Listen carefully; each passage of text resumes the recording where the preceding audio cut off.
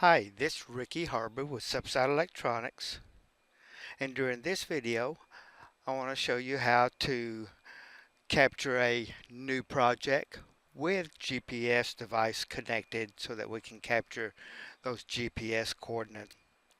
One of the things you want to think about when purchasing a GPS device, and that's real key to making it work with the 2550, is that GPS device needs to have the capability of streaming the NMEA data string via Bluetooth in a GGA format. You can look at the specs of your selected device and ensure that it does have that capability prior to trying to connect it with your laptop. With a 2550 laptop powered up, you do want to go ahead and pair the GPS device prior to starting the 2550 software program. Follow the instructions in your device's operator's manual as well as your laptop's operator's manual. Once you have your GPS device paired to your laptop, we're going to go ahead and start the 2550 software. But before selecting new project, we're going to go into settings because we need to turn the positioning device on in the settings button. Right now it's showing that we're getting zero data or no data, so we need to go in a little further into the settings and make sure that we got the proper COM port selected.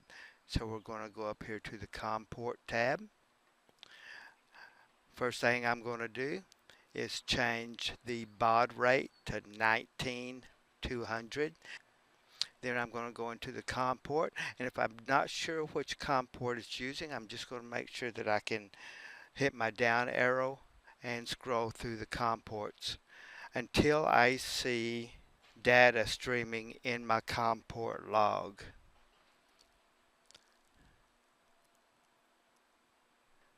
There we go. We've got a green light. We do have data streaming now, and as you see, it says the GPS connection's okay. You do want to go ahead and power your GPS device up and let it capture satellites prior to making your connection here. That way you've got good data stream. Once we have that going, we're going to select OK, and we're going to select OK again to accept all the changes. Let's go ahead and power up the controller and then start a new project. As you can see again, it's going through the calibration process, quick and efficient, and we're ready to go. Right now, this is my map area, but I don't have any map overlays in here. I'm going to go ahead and zoom out real quick, and I'm going to select this panel with the Wi-Fi connection. I can now select my type of map, and I like Google Hybrid. It seems to give me all the information that I need. Now that I've got my map loaded, I can begin my scan, and I'll go up here to my Start Survey button or Start Acquisition, and as I begin pushing, we'll see our scans start coming across in our scan area. You notice our position on the map area is also moving as we're going along. And as I come across a utility and we see a hyperbola up here on the screen, I can come back and map it and place a marker on it. Adjust my velocity to where the legs match the legs on the hyperbola. This is a drain, so we're going to go ahead and type that in, and we're going to select OK. And not only did it place it in the scan area, it also placed it on our map. We're going to go ahead and continue with our scan. And here we're not going to pause and start new scans. We're just going to continue on with the scan so that it's one long path.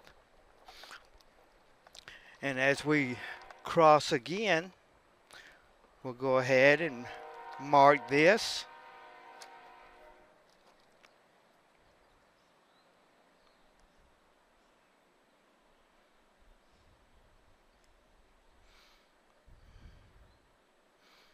And it's also the drain. And we will continue on. And we're going to go across it in a grid pattern in a few places. And this will enable us to begin mapping that drain. Not only can we put paint mark on the ground, we can also map it and capture our GPS coordinates. And okay. And one more grid just to show how it works.